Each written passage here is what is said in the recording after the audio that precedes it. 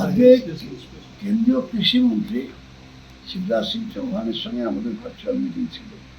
এর আগের মিটিংয়ে আমি ছিলাম না, সেক্রেটারি ছিল। উনি বলেছেন মন্ত্রীকে থাকতে হবে। তার সঙ্গে আমার ফোনে কথা হয়েছিল, কথা হয়ে যাওয়ার পরেতে উনি আজকে ডেট দিয়েছিলেন, আমি ছিলাম আজকে মিটিংয়ে।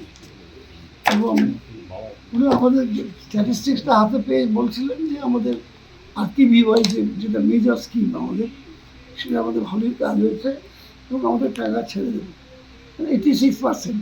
ওদের হচ্ছে মিনিমাম 75% ওরা দেখতে চায়, সেখানে আমাদের 86% হয়ে গেছে। 75% ওরা দেখতে চায়। আর আরেকটা আছে কিশোর নদী যোজনা। কিশোর নদী যোজনার কাছেতে একটা জায়গাতে খালি একটু আমরা ব্যাকলগ আছে, কিন্তু আমাদের টাকাগুলো আমরা যেটা ছেড়েছি সেটা যদি ওরা যখন পেয়ে যাবে টাকাটা, যাতে আমরা কৃষকদের দিই বা বিভিন্ন কাজে যার কাজ করে দিই, তাহলে তখন ওটা 50% হয়ে যাবে। এখন দেখাচ্ছি আমরা 37.91%। অলরেডি আমরা 12.17 কোটি টাকা ছেড়ে দিয়েছি। আরও যে বিলগুলো আছে সেগুলো পেয়ে গেলেই ওটা 75% হয়ে যাবে। এরকম একটাই কেস দেখিয়েছি, যেটা আমাদের অয়েল সিড ব্যাপারটা আছে, অয়েল সিড আছে। আর কোনো জায়গায় রেফার করেনি, সব জায়গায় প্রশংসাই করেছে।